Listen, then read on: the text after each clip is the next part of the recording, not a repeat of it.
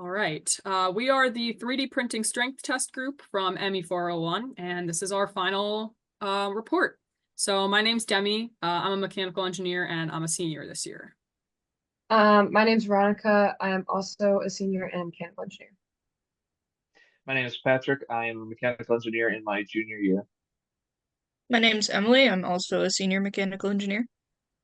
My name's Nick, and I'm also a senior mechanical engineer. So a brief background. First off, we just want to discuss where 3D printing is used. It's actually often used in engineering, a lot in manufacturing, also prototyping, and also just hobby engineers building whatever they would like. I am a 3D printer by hobbyist. I'm also a car guy, and so I had this project involving a shifter that I wanted to modify in order to accept a different style shift knob. And to do that, I 3D printed a new shifter arm. And this project sort of came about because I was just curious about the strength of it. So what exactly is 3D printing? It's the process of making a physical object from a 3D digital model, often by layering down several thin layers of a material. Um, the most common material used is polylactic acid, which is also known as PLA. That's what we're using in this lab, but there's also materials such as like titanium and different metals and composites that can also be used. So basically, the biggest concerns that we had for this is what will affect the strength of the build. So the factors that lead into it that we wanted to test was the PLA temperature, so how much heat the PLA is actually getting through the extruder, and that'll affect the adhesion of each layer. Then we also wanted to test the color and the quality of each of the PLAs because those will also affect the adhesion.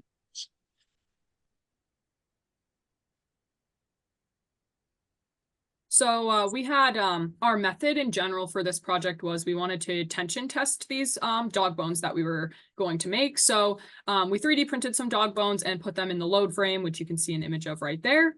In terms of the kind of PLA that we used, we wanted a type of PLA that was like easily available to everyone. So we used a brand called Overture, and their PLA is available on Amazon. We used 7 types. We wanted to use a pretty standard base of kinds of PLA. So we used a standard white, gray, and black, and then white plus, which is an Overture like special, it's supposed to be higher quality PLA. So we did white plus, gray plus, and black plus.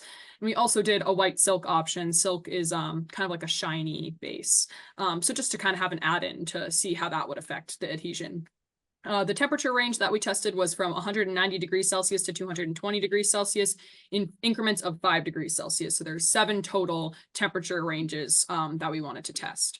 There was a total of 49 batches that we printed, 245 individual dog bones that were printed, and about 100 hours of printing involved. The 3D printer that we used was Patrick's Personal Creality Ender 3 printer. The load frame was one of the ones in the lab. It was load frame number 1. And we used a pair of digital calipers as well to take some dog bone measurements. And we also had 2 procedures that we wrote, one for the printing itself and one for the testing. In terms of safety, we use the RAMP risk assessment method, which is to recognize hazards, assess risks, minimize/mitigate risks with controls, and prepare for emergencies. In terms of recognizing hazards, we recognize the burn risk from the 3D printer, overheating risk when printing, and the fragments from the testing of the 3D printed pieces on the load frame. To assess these risks, or in assessing these risks, we decided that they're all very low risk concerns, nothing to worry about too much. In terms of minimizing/mitigating the risks, the burn risk from the 3D printer, we built time into the printing process for the printer to cool before the prints are taken off the print bed. In addition to that, we also built in time into the 3D printing procedure for the printer to cool, so that does not get too hot either. And on fragment risk, we all just wore safety glasses while doing the testing on the load frame in case any parts split or shattered. And then to prepare for emergencies, we had all taken the ME401 safety course to be in the lab. And that was enough to qualify us for any emergencies we could have had with the equipment. All right, so the actual procedures themselves, the first step was when we were 3D printing them.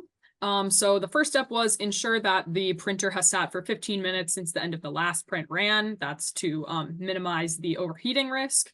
And then to calibrate the printer and take the following measurements, including the date printed, time started printing, and humidity percentage of the air at the start, and put it in that document that's linked there. And then selecting the print for ME401 project, you can see a drawing of the dog bone that we used on the screen there. And then the bed was preheated to a specific temperature and nozzles as specified in the spreadsheet for that print trial. And then the print ran and printed all 5 parts in that batch at the same time. And then you had to wait 10 minutes after the printer was done before moving the prints. That was to minimize the burn risk.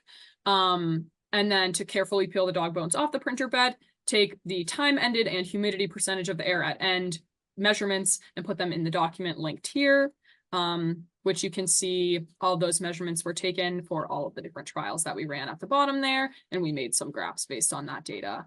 And then we needed to label the bag with the PLA type and color and print temperature. Ensure that the dog bone holes were wide enough to fit the pins of the load frame. If they weren't, to take a half-inch, quarter-inch drill bit and hand drill the holes out. Label each of the dog bones with a number to show which dog bone it was within the batch, and then put all of those dog bones in the bag and seal tightly. And then for the dog bone testing procedure, so this is actually using the load frame, the first step was to put on safety glasses and set up the load frame by plugging the machine in and waiting for it to calibrate.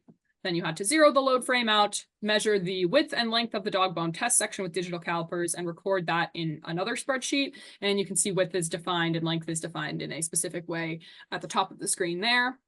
Then we had to affix the holes on top and bottom of the dog bone to the load frame at spot D, which you can see in the photo of the load frame there. We then had to apply the load using the controller of the load frame in 1 pound increments until the dog bone failed. Then we had to take the broken dog bone out of the load frame, put in a new one, and record the tensile force that the dog bone failed at.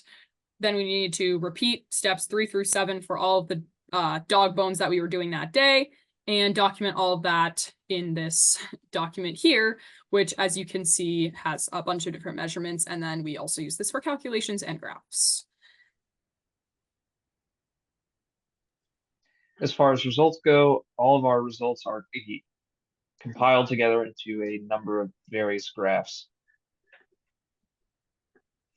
So this graph is basically our main graph that demonstrates the majority of the characteristics we observe.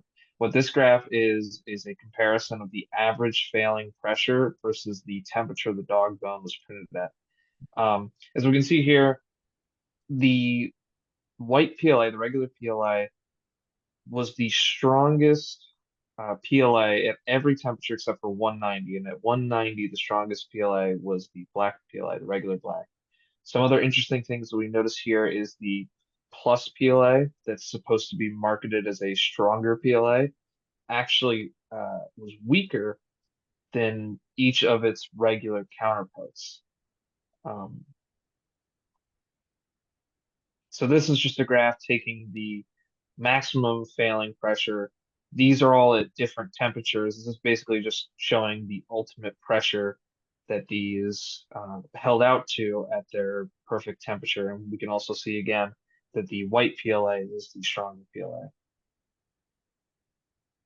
So here is the humidities that we observed while we were printing each of these PLAs. Some interesting things to note about the humidity is that for some of the PLAs, they demonstrate an inverse relationship with the strength of the PLA. We don't have enough information to conclude that there is a direct relationship, but it's interesting that we noticed that it happened with multiple of the PLAs.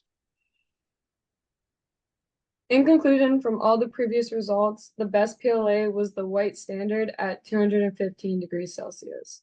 Our main potential source of error affecting the study was the quantity of dog bones tested was small. With only 3 dog bones per temperature tested, there is fair margin of error. Repeatability error could be removed from this study if a bigger sample size was tested for each case.